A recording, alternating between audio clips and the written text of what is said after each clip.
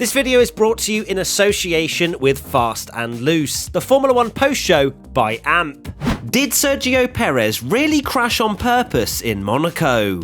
Not only was the Brazilian Grand Prix this year an absolute banger, but it also provided us with lots to talk about after the chaos that ensued post-race between the two Red Bull drivers. To bring you up to speed if you haven't seen it all, Verstappen refused to let Perez through for 6th place in Brazil to help Sergio try and beat Charles Leclerc to P2 in the championship because of something that happened earlier in the year. Now this next part hasn't been officially clarified, but all signs point to it being due to the incident that occurred in Monaco qualifying where Perez crashed and caused a red flag, therefore stopping anyone improving in the dying embers of Q3, including his teammate Max, who therefore lined up behind the Mexican for the race. Yes, Monaco. We are really talking about something which happened on the 28th of May. Verstappen was questioned about whether it was because of Monaco several times and even let out a smile when Sky Sports asked. We all know what's being implied here.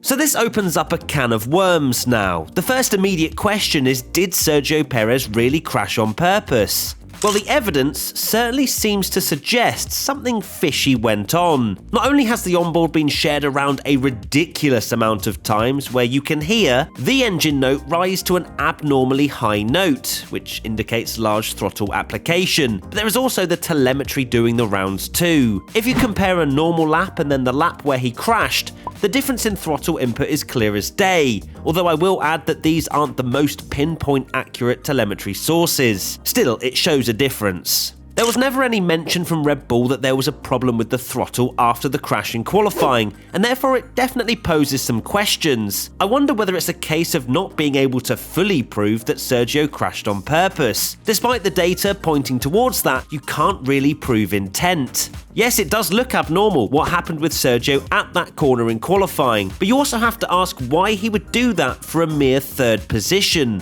Was it the fact the Ferraris were untouchable? Was it just misplaced confidence in the car to try and make up time? All of these things cannot be concretely answered either way, and maybe that's why the FIA couldn't really act upon it. If it was a slam dunk case of crashing on purpose, then it should have been investigated and penalised to the absolute highest degree. It's not the only time we've seen this either. Plenty of drivers in the past, like Michael Schumacher and Nico Rosberg to name a few, have made mistakes to cause an interruption to the end of qualifying. You do wonder whether there's more the FIA can do to stop these sorts of things, especially around the likes of Monaco. For example, in IndyCar, where if you cause an interruption to a qualifying session by crashing, your lap time is deleted from the session. Let me know what you think about it all and what your opinion is of the Monaco crash. Is it all smoke and mirrors? Who knows? Check out Fast and Loose, the Formula 1 post show on AMP, a new live radio app where anyone can host their own audio show.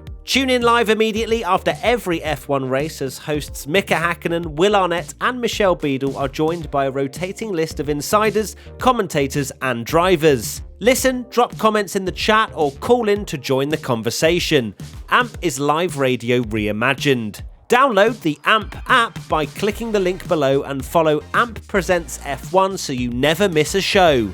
Currently available in the US only. Anyway, moving on. I also wanted to go back to Max Verstappen here and essentially question the refusal to give up 6th place. It really does seem as though he held a grudge on Checo since Monaco, and this could prove to be incredibly damaging moving forward. It firstly highlights that it isn't all happy families over at the Red Bull camp, and secondly that despite Max's incredible talent, he has much to learn about not unnecessarily burning bridges. He won the championship, Red Bull won the constructors. Surely you deal with it internally and eventually move on, not bring it to the public eye and cause the entire world to talk about it. But maybe that's what Max wanted, for everyone to talk about what happened in Monaco. It's complete and utter madness either way, something I certainly did not expect to talk about this late into the season. There you have it, a look into the Perez crash in Monaco and also Verstappen's intentions. What do you make of this whole situation? Let us know in the comment section below. This video is brought to you in association with Fast and Loose, the Formula 1 post show by AMP.